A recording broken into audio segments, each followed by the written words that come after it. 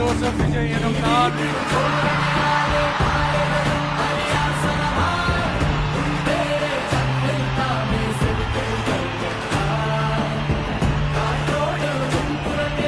சட்டப்படி அமைக்கப்பெற்ற இந்திய அரசியல் அமைப்பின்பால்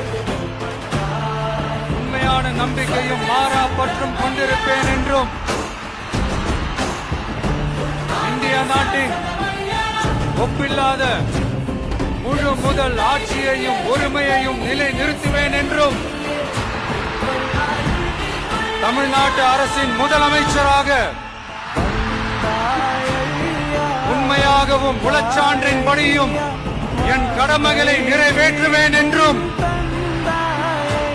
அரசியல் அமைப்பிற்கும் சட்டத்திற்கும் இணங்க அச்சமும் ஒருதலை சார்பும் இன்றி விருப்பு வெறுப்பை விலக்கி பலதரப்பட்ட மக்கள் அனைவருக்கும் நேர்மையானதை செய்வேன் என்றும் ஆண்டவன் மீது ஆணையிட்டு உறுதிமொழிகிறேன்.